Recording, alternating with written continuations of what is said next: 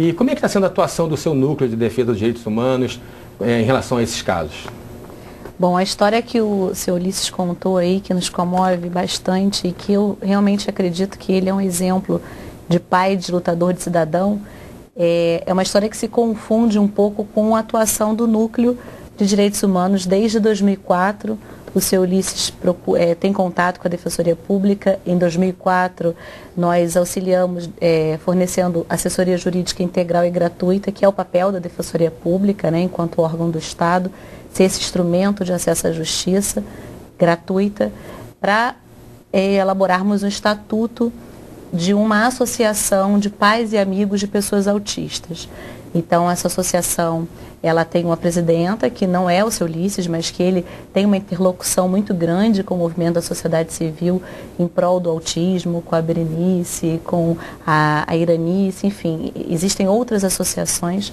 E aí o Núcleo de Direitos Humanos, ele, sem tirar o protagonismo do movimento popular, isso é muito importante, nós em conjunto lutando por esse direito que a Constituição Cidadã de 88 garante, que é o direito à saúde, verdadeiro instrumento do direito à vida digna, porque o não tratamento do autista acaba conduzindo essa pessoa a uma institucionalização que significa a morte social dessa pessoa. Isolamento social. O isolamento social. Então, na verdade, aqui o direito à saúde é a possibilidade desta pessoa, deste cidadão brasileiro, ter direito a viver em sociedade. Se a gente não fornece todos esses elementos que o seu Ulisses já declinou, diagnóstico precoce, tratamento multidisciplinar, investimento em educação, realmente, a gente está condenando essas pessoas à morte. Então, com esses argumentos, nós ajuizamos uma ação civil pública, em 2005.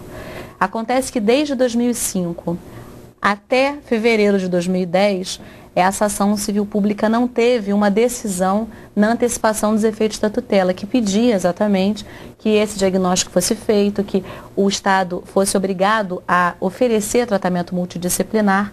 E então, desde janeiro de 2007, os autos estavam com a perita.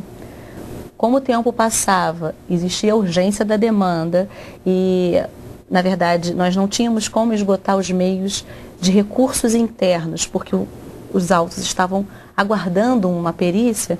Nós representamos, fizemos uma petição individual, uma representação contra o Estado brasileiro na Organização dos Estados Americanos, com base na Convenção Americana de Direitos Humanos, que é o famoso Pacto de São José da Costa Rica. E aí o caso andou? E aí, depois de pedidas informações, enfim, tem todo um trâmite.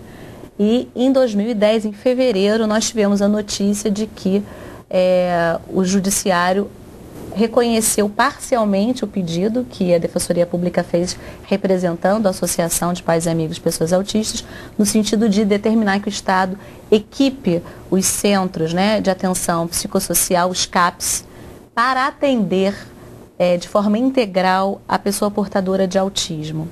Mas não deferiu totalmente esse pedido, no sentido de que, em não existindo profissionais, que pudesse ser, então, custeado esse tratamento de forma privada, né? Que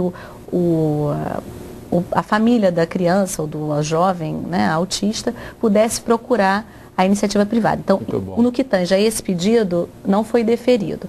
Nós estamos exatamente no prazo que o próprio Poder Judiciário carioca, sensível a essa questão, deu para que o Estado fornecesse um cronograma para cumprimento dessa decisão. O Judiciário foi sensível porque ele disse que precisava ser respeitado o direito a um prazo razoável. Então, ele exige que o próprio Estado forneça um cronograma para que fiquem amarrados prazos para o cumprimento e aí sim a efetividade da tutela jurisdicional. Estamos num momento positivo dentro dessa luta sobre o aspecto jurisdicional, porque nós já temos uma decisão em liminar, né, que defere parcialmente o prazo.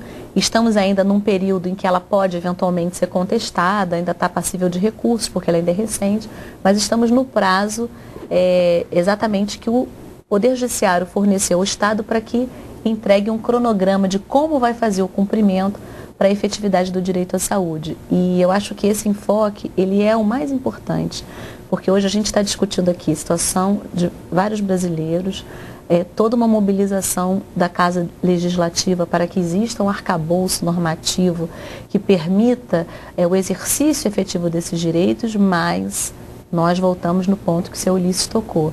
A questão realmente é de política pública e precisa ter vontade política para que a coisa funcione. Não basta existir apenas a lei.